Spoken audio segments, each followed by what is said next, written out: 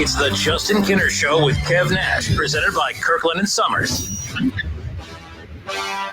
All right, everybody, we welcome you back. We are live here on a Thursday, ESPN Dayton 1410 Wing AM. It's the Justin Kinner Show with Kev Nash, presented by Kirkland & Summers and Orion Sports Medicine. Let's switch gears back to some NFL talk. I'm excited to bring on our next guest, Bengals legend, former NFL MVP. We have Ken Anderson hanging out with us this afternoon. Mr. Anderson, welcome in. How are you? I am doing great. Thank you. Thanks for having me on. Well, let's get to the important stuff first. No, not the draft, not the Ring of Honor. You golfed today, so how did that treat you? It went very well today. We have our two-man match play tournament going on. So my partner and I, we won 2-1 today, and I settled to 74. Oh, well, you're not bragging or anything, though, so that's good. I mean, well, you asked me how I did. It went well today. I'm sure I can get a 73 is what I shoot in 9, so I'd say that's a pretty good day at the office for you. So there you go. But we're excited to be hanging out with you today. A lot of news, coming out of Bengals camp right now. Everyone's gearing up and getting excited for the draft here in 2 weeks. But I want to talk about the Ring of Honor. That was a really special announcement last week made by the Cincinnati Bengals, and of course Paul Brown and Anthony Munoz, the two initial names of the first Ring of Honor class. And then you get the season ticket holders who get to vote on the next two. You're it for me. I'm not just saying that because you're on the phone with us right now, but yourself and Ken Riley are the two I would vote on. But just overall, your initial thoughts when you heard that this was officially going to become a thing, the Bengals Ring of Honor. Well, I'm glad they're doing it. And I think some people don't remember the great tradition we had back in the 70s and 80s. We were really a good football team. We had a lot of good players, and unfortunately, some of the recent past people forget about our traditions. And so I'm glad that we can have this going and bring back some of the memories. And I think back in those days that I know in the mid 70s and the 80s we were as good as any team in the National Football League. You talk about the Ring of Honor honoring, the players of the past, but this is a great history lesson for all the new Bengals fans out there. Well, yeah, you talk about Kenny Riley and, why he's not in the Hall of Fame, I don't know. I think he stands fourth on the all-time list for number of interceptions. The three guys in front of him are already in. He played in an era where we only played 14 games. For most of his career, if you look back, quarterbacks are only throwing the ball 20, 22 times a game. So we never had that many opportunities. And to come up with that amount of interceptions is just remarkable. Ken, now with that being said, it's interesting because there's so many great players to choose from the past and even more modern players like Chad Johnson. And Chad Johnson's name gets brought up a lot. We had Jay Morrison on, covers the Bengals for The Athletic last week. And I said, it's going to be interesting who the two are that get voted in for the first class, because I would love to know what the average age of a season ticket holder is, because that could dictate who gets voted in for one of these first two. But where do you stand on when it comes to the Ring of Honor, the players being voted in? Every great player is going to get in at some point, but I said I want to see some of the older players get recognized finally after waiting for so long. No disrespect to Chad Johnson. I just wouldn't want to see Chad Johnson get in this first class over someone like yourself or a Ken Riley or an Isaac Curtis or whoever. Well, however it works out, I'm just glad that they're having this. And I think it's kind of long overdue. And, when you think of the guys, back in that era, Mike Reed, had a short career, but gosh, I remember in 1972, I think it was, he was a defensive tackle, had 5 sacks in one game out in Kansas City. Who does that? When you look at Bob Johnson, the great career that he had, I always say that Bob Trumpy was Gronkowski before Gronkowski. He was one of the first tight ends that you could split out and run routes with, and he was a tremendous mismatch. Bill Berge, at a linebacker, Jim LeClaire. I mean, kind of the list goes on. Tommy Casanova, Lamar Parrish. I mean, we had a lot of really good players back in the 70s. We got Ken Anderson with us, Bengals legend, former MVP, hanging out with us here today on the Justin Kinner Show with Kev Nash.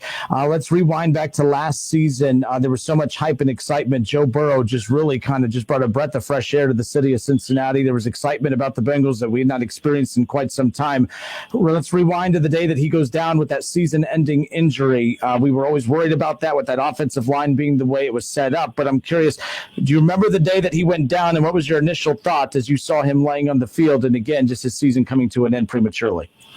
Well, he had been hit a lot already, in the season, and I am glad that his recovery's going well. I mean, I think this happened back in the 70s. His career is probably over, but I think he'll be ready to go next year. From what I hear, the rehab is going, extremely well, and I think the one encouraging thing that he played enough that, we know he's the real deal. In the NFL, you can't win without a quarterback, and the Bengals have one. We have the NFL draft coming up in about 2 weeks. What are your thoughts about franchise quarterbacks having a voice in the draft selection process? Well, I think, especially when you talk about the LSU receiver that he had, if they're considering him, then you maybe ask his opinion of it. But, the players, they don't study the players that are coming out. They don't watch the film. They don't watch the workouts. So, I just, you have to rely on your scouting department that they do a good job. And, unfortunately lately, I don't know if we've hit on a lot of, of our top draft choices. Ken, let's say you're the quarterback of the Bengals today. You are in Joe Burrow's shoes. And with this draft coming up, I mean, from a quarterback's perspective, because I played Pee Wee football. I don't really get a real vote here, okay? And so none of us have played football at the level that you have. But you being a former quarterback, a former Bengals quarterback who played behind a great offensive line and had great weapons everywhere, I'm just curious your thoughts on if you are Joe Burrow today, which player do you find to be the most necessary for him moving forward? Not who he wants, but more who he needs. I mean, if it's between Jamar Chase, you talked about the former teammate of his out of LSU, Penei Sewell, the offensive lineman out of Oregon. There's Pitts, who could be a generational tight end talent. If you are Joe Burrow today and they come to you and say, Ken, we want you to make the selection at number 5, who are you taking at number 5 from a quarterback's perspective? Well, I don't know. And again, I have not studied those. I know we signed a right tackle in free agency. We've got Jonah Williams, again, hurt again last year. We hope that he's the real deal as the first pick from a couple of years ago. I think we got to firm things up on the inside, but I think that's a little bit too early to take, guards and centers. So, I don't know. I think it's a balancing act. Do you go and take his receiver from LSU, and all of a sudden now you've got some tremendous weapons. When you talk about T. Higgins, who had a great year last year, and Boyd, and you got Joe Mixon in the backfield. I mean, I think we've got some weapons, but at some point you've got to address the offensive line. Yeah, and I think a lot of Bengals fans are wanting that offensive line to be addressed. The problem is they have such a huge setup here because they get a choice of so many talented players. They're not going to go wrong with whoever they select big picture, but the immediate future, as you talked about, that being that offensive line. You as a quarterback, in your younger days, of course you want that offensive line, but Joe Burrow's probably thinking, man, I want the sexy picks. I want the playmakers. I want the pass catchers. I want Jamar Chase. I want Kyle Pitts. Is it easy for young quarterbacks to want more of the toys to play with versus the big guys protecting you up front? Well, it's always nice to have weapons, but, I go back, I had a lot of success, at the beginning part of my career, and then all of a sudden, in 78 and 79, things did not go well. But then all of a sudden, it's amazing. Here comes Anthony Munoz, and we had a Max Montoya, and Blair Bush was a number 1 draft choice. The center, Lappa, was now a veteran. All of a sudden, the offensive line got good. My gosh, I got good again. You're still the same player, but you had a chance to do your job. In the NFL, we talk about it being an offensive league, a passing league, but we saw that defense still wins championships with the Super Bowl and all the harassment that Patrick Mahomes was under by the Tampa Bay front line. And the Bengals have spent a lot of money the past 2 off seasons on defense. Do you think this defense has improved enough to make that jump to the playoffs? Well, the amount of money they spent last year, you hope you get your money's worth with it. But and again, it goes, how good are your pass rushers? I think, you've got to be able to put pressure on the quarterback somehow. I think they're going in the right direction, and we'll see how it goes next year. Ken, when I mean, I know you still watch football, obviously, but how much of the league do you follow? Do you follow the AFC North as a whole? Do you pay attention to what other teams are doing outside of your former team? And which team in the AFC North do you look at and say that's the team we're chasing? It's easy to say the Steelers from a legacy standpoint, but the Browns have all of a sudden made a splash in free agency and through the draft the last couple of years. Who's that team in the AFC North that you say, hey, the Bengals need to they need to get to their level. They need to get to where they're at? Well, it looks now like it's Baltimore and Cleveland. What Baltimore's done the last several years, and Cleveland with Simon Clowney, I think their defense is really going to be, something else. But, it goes back, the division has been good for a lot of years. I remember, was it 75 maybe? That the Steelers won the division at 12-2. There was only one wild card in those days. We were the wild card at 11-3, and I think Cleveland and it was Houston in those days were both 10-4. Would have won most other divisions, but they were out of the playoff picture. So it's been historically good, and I think that's the challenge now is the Bengals have to rise up. Yeah, my Browns were 3-11 that year, by the way. They were way at the bottom. The Oilers 10-4, as you talked about. Bengals 11-3, and there was Pittsburgh sitting at the top at 12-2. We got Ken Anderson with us. Ken, last thing before we let you go, we appreciate you hanging out with us here today. But the one thing I can't wait for, I'm a Browns fan. I love Baker Mayfield. I love what the Browns organization has done and putting them on the map the way they have. The other thing I'm pulling for is, and I get labeled as a Bengals hater, and that's fine, but what I cannot wait for is for when Joe Burrow and this Bengals team gets to that level where the Browns and the Bengals are battling it out every year for the AFC North. I'm tired of the Ravens. I'm tired of the Steelers. It's Ohio's time now, and I cannot wait for when this Bengals team finally puts everything together along with the Browns. You've played in a lot of big rivalry games, but can you imagine how big this rivalry would be? Baker versus Joe Burrow, Cincinnati versus Cleveland.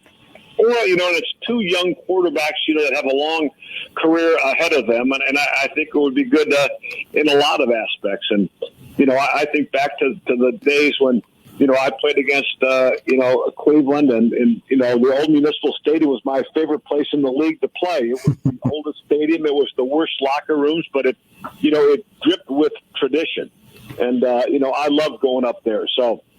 I think that this has got the makings of another great rivalry for years to come.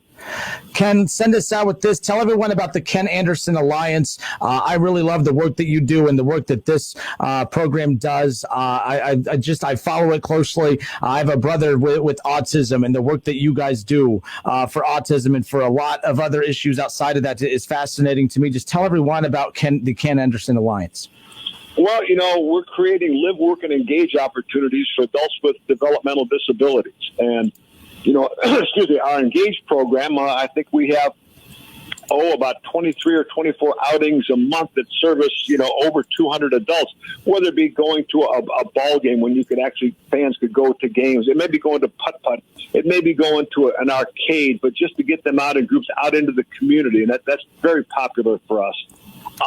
We have different work opportunities that we have an aquaponics venture up on the west side that grows lettuce that we sell around town, which is a source of employment, real jobs and real wages for our adults. And I'm so excited about our community that we've purchased 23 acres out in Springfield Township, and the community is designed, it's laid out. We know what it's going to look like. We'll be able to house about 170 adults with our own community center there. We'll have another aquaponics venture with a cafe there, a lot of different opportunities. So we're getting ready to kick off in the near future a capital campaign, and hopefully within a year or so we'll have a shovel in the ground to build this community. Well, we're looking forward to that, and we thank you for all the work that you do to give back to the community as well. Again, we really appreciate Ken Anderson, former NFL MVP, Bengals legend, and a guy that I'll be voting for to get into the Ring of Honor here to join Paul Brown and Anthony Munoz. Ken Anderson, Ken Riley would be the two I'd vote for, and I'm not just kissing the behind of our guest right now on the show, so there's that. Ken, thank you so much. It's always great catching up. You take care. Well, you've got my number. Call me again, please. Yes, sir. Will do. Take care. Thank you. All right, good stuff. Again, Bengals legend Ken Anderson right there. See, Bengals fans, I'm not that bad. If Ken Anderson, a legend, could put up with old Kenner here. I'm pretty sure you can. I'm pretty sure